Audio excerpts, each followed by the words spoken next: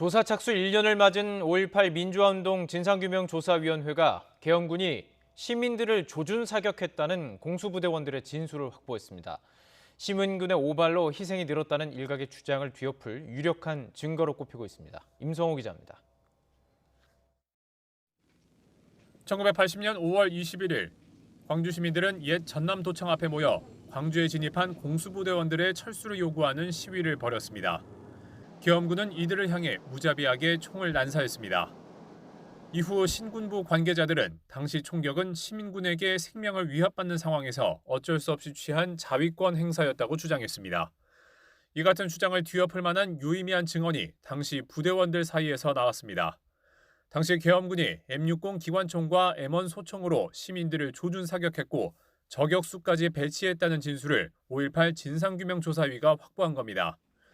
피해자들이 아닌 가해자인 계엄군의 진술로 조준 사격이 확인된 건 처음입니다.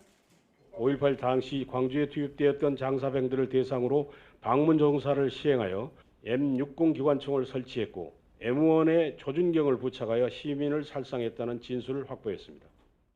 이는 시민군의 5인 사격으로 희생자가 들었다는 신군부 주장을 뒤집을 유력한 증거로 꼽힙니다. 그동안 당시 광주역과 광주교도소 등지에서 숨진 이들의 사망 원인이 시민군이 사용했던 카빈총으로 분류됐기 때문입니다.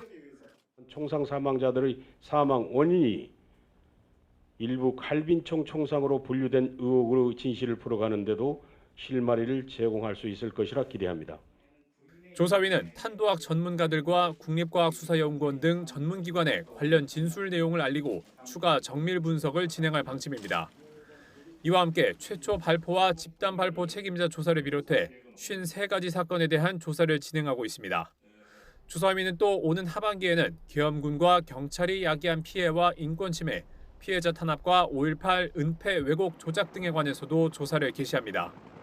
또 지금까지 광주에 투입된 계엄군 2만여 명 가운데 200여 명의 증언을 확보했는데 앞으로 2,000명 이상의 증언 확보를 목표로 잡았습니다. YTN 임성호입니다.